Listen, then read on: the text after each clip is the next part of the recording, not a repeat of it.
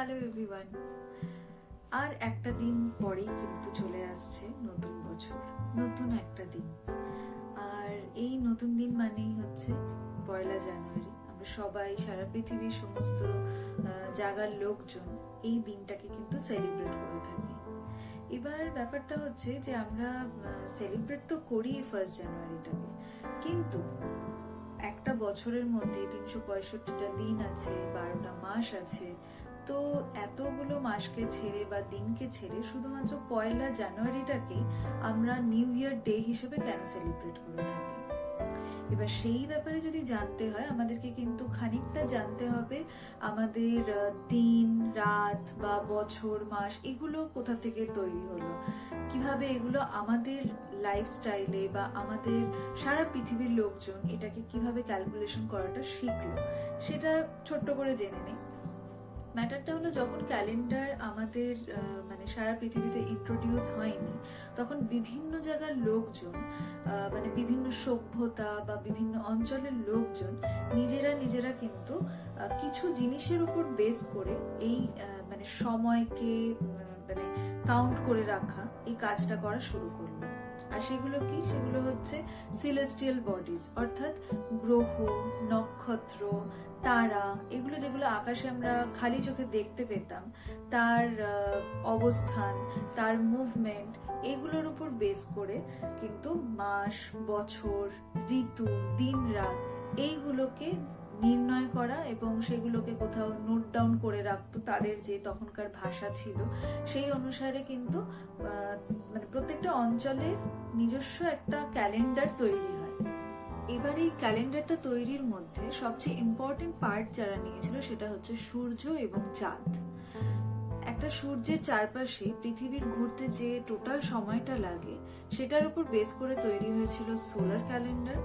আর পৃথিবীকে কেন্দ্র করে চাঁদের টোটাল ঘুরে আসার মানে সময়কে নিয়ে তৈরি হয়েছিল কিন্তু লুনার ক্যালেন্ডার। এবার এই লুনার ক্যালেন্ডার এবং সোলার ক্যালেন্ডার সারা পৃথিবীর লোকজন যে মানে মানত, সেটা আমরা কিভাবে জানতে পারি? সেটা হচ্ছে যে মনে করা হয় লুনার ক্যালেন্ডারটাই সোলার ক্যালেন্ডারের আগে আমাদের মধ্যে সবাই একসেপ্ট করেছিল। কারণ ফ্রান্স এবং জার্মানিতে যখন মানে এই ঐতিহাসিক লোকজন বিভিন্ন খনন কার্য করেছে, গুহা আবিষ্কার করেছে, তখন দেখা গেছে যে সেখানে কিন্তু লুনার ক্যালেন্ডারের কথা বা তার ছবি, মানে ওরা তো ড্র করে রাখতো বিভিন্ন ছবির আকারে, তো সেখানে কিন্তু দেখতে পাওয়া গেছে যে তারা লুনার চেঞ্জেস, মানে চাঁদের যে গঠনগত যে চেঞ্জেস গুলো হতো, সেইগুলো কিন্তু ওরা ধরে ওদের সময় নির্ধারণ করতো। আর ইনফ্যাক্ট আমরা এই লুনার মানে চেঞ্জেসের উপর ডিপেন্ড করে দেখতে পাই যে আমাদের এশিয়ান যে কান্ট্রিগুলো আছে তারাও কিন্তু এই ক্যালেন্ডারটাকেই অলমোস্ট ফলো করে, যে কারণে আমাদের ইন্ডিয়াতে নববর্ষ যেটা পালন করা হয় এপ্রিলের দিকে।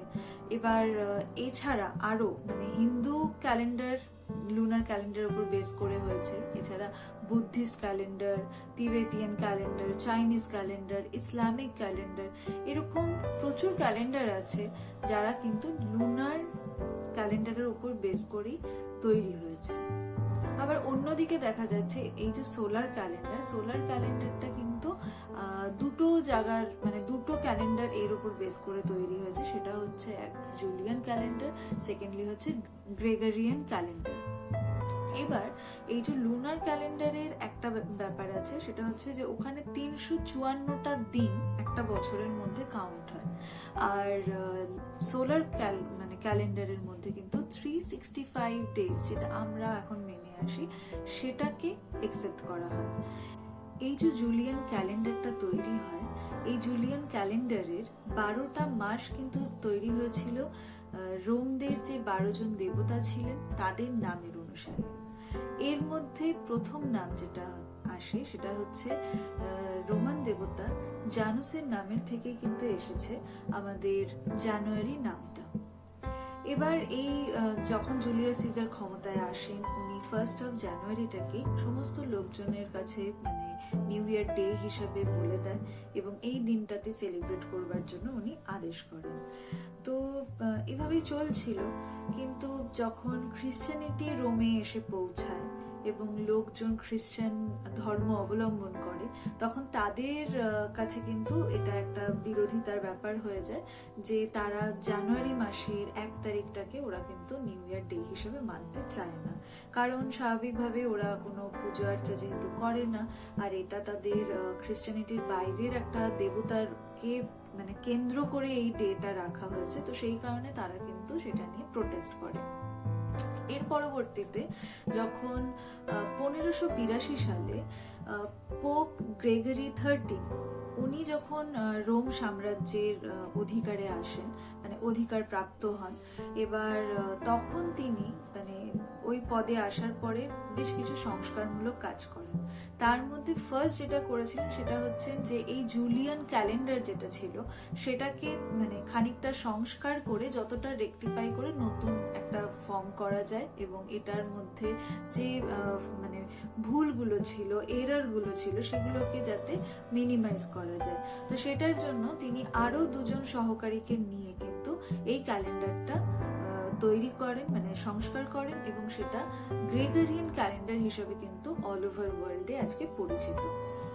এবার এই যে গ্রেগরিয়ান ক্যালেন্ডারটা আছে সেটা মানে ফাইনালি সবাই মেনে নেয়, কারণটা হচ্ছে এটাতে কিন্তু সত্যি অনেকটাই মানে যে ক্যালকুলেশন রিলেটেড, মানে 365 ডেজের যে ক্যালকুলেশনের প্রবলেমটা হচ্ছিল, এবং সেখানে দেখা যায় যে 5 ঘন্টা আরো কিছু মিনিট মানে কিন্তু এক্সট্রা হয়ে যাচ্ছিল, তো সেইগুলোকে উনি লিপ ইয়ারের থ্রু মানে ফাইনালি মিনিমাইজ করে, যে কারণে আমাদের 4 নম্বর বছরটাতে কিন্তু একটা দিন এক্সট্রা হিসেবে ধরা হয়ে থাকে।